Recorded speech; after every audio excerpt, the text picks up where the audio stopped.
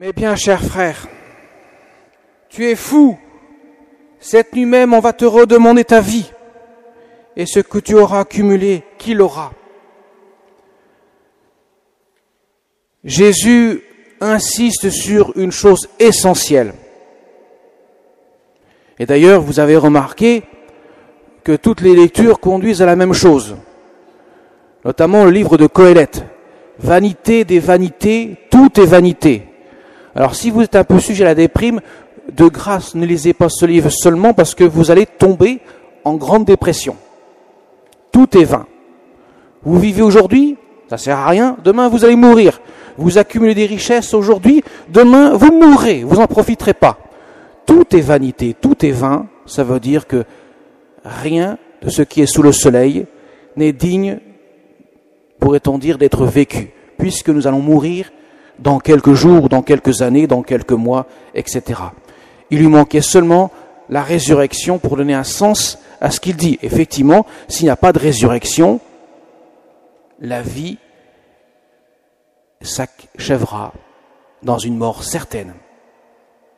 Puisque nous avons une âme créée à l'image, à la ressemblance de Dieu, avec un désir infini de Dieu, puisqu'il y a Dieu seul est infini, évidemment, puisque nous n'avons pas Dieu sur terre, la vie sur terre est fade, parce qu'elle ne correspond pas à ce que mon cœur désire. Voilà pourquoi Qoéleth est un peu déprimé, pour ne pas dire beaucoup. Mais la résurrection change tout. Alors mes chers amis, Jésus insiste donc sur une chose. Il y a deux, pourrait-on dire, deux réalités à classifier, à ordonner. Il y a ce qui est absolu, sur lequel on ne peut pas transiger. Ce qui est absolu est absolu. Et c'est valable pour tous. Et ce qui est relatif. Eh bien, vous savez, Sainte Thérèse d'Avila disait une phrase qui résume tout. Dieu seul suffit, puisqu'il n'y a que Dieu qui est absolu. Tout le reste est relatif. Tout le reste est secondaire. Ça ne veut pas dire que ce n'est pas important, mais ça veut dire clairement que la pire des choses qui puissent nous arriver, la pire des choses, c'est de perdre Dieu.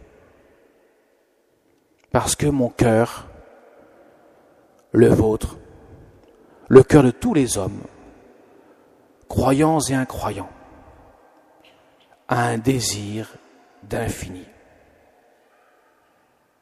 Puisque nous avons été créés à l'image et à la ressemblance de Dieu, nous avons donc comme seule réalité absolue qui peut réellement assouvir les désirs de notre cœur, Dieu seul.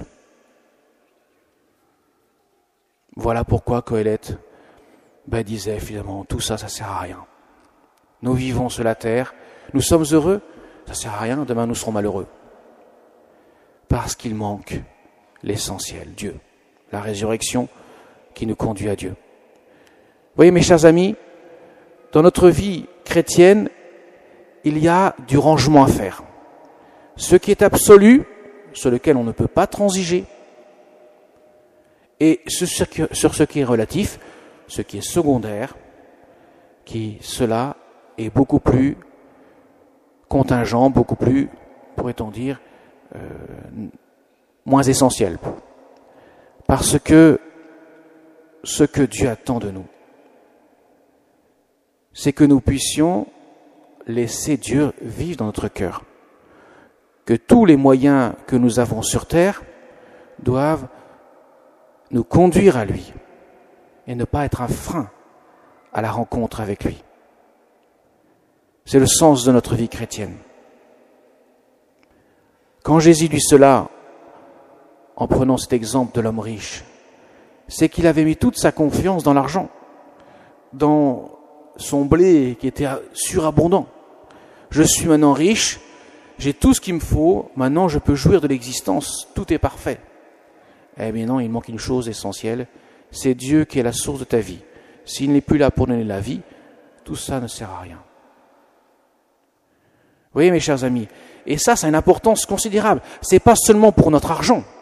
Alors au passage, n'hésitez pas, il y aura la quêteuse qui passera dans quelques instants, n'hésitez pas à vous délester de ce qui est en trop pour pouvoir donner place plus à ce qui est absolu.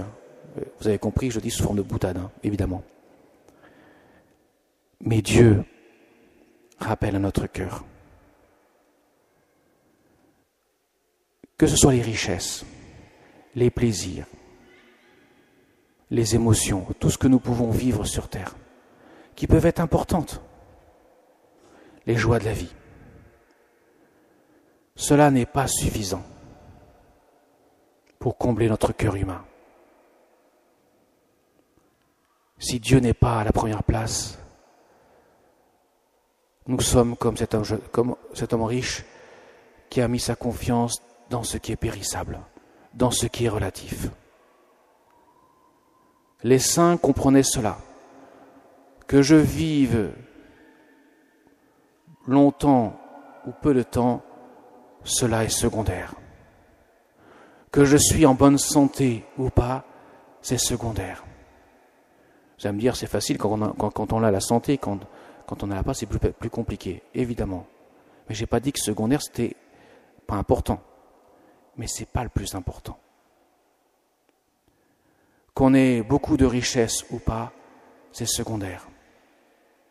Qu'on soit aimé sur terre de beaucoup ou de peu, je dirais que ce n'est pas l'essentiel.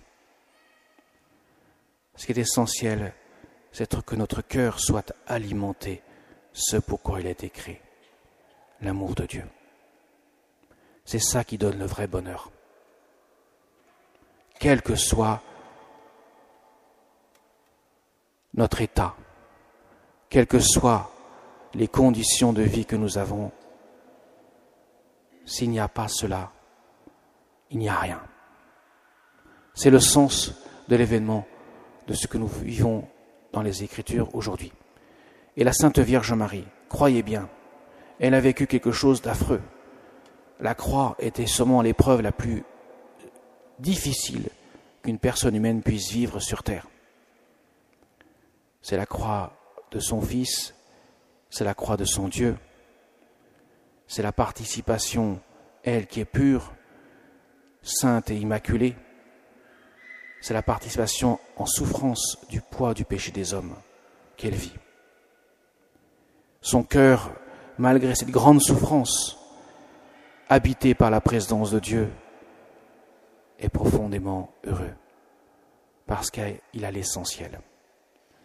La Vierge Marie, ainsi, nous aide à discerner aussi ce qui est essentiel de ce qui l'est moins, pour que nous puissions mettre en œuvre la recherche de l'absolu, que nous ne puissions pas transiger, que nous ne puissions pas mettre en balance ce qui est absolu de ce qui est relatif, que nous ne puissions pas dire « Seigneur, toi tu passeras après, nous avons tout le temps pour te penser à toi ». Non, Dieu ne peut pas passer après, parce que si Dieu passe après, au fond du compte, c'est moi qui passe après. Parce que mon existence, elle n'est pas indépendante de Dieu. Quand je dis que l'homme est fait pour aimer Dieu, c'est pas que Dieu a besoin de l'amour de l'homme. Ça n'apporte aucun bonheur, il est parfait, il est heureux parfaitement en lui-même. Ça apporte du bonheur à l'homme. Si Dieu nous invite à l'aimer et à mettre notre confiance en lui seul est digne de confiance puisqu'il est Dieu et puisqu'il est absolu, c'est pour notre bien, pour que nous ne perdions pas de vue que notre cœur ne peut être comblé que qu'en Dieu. Donc, recherche Dieu chrétien et tout le reste sera ordonné et sera ordonné à sa juste valeur. Amen.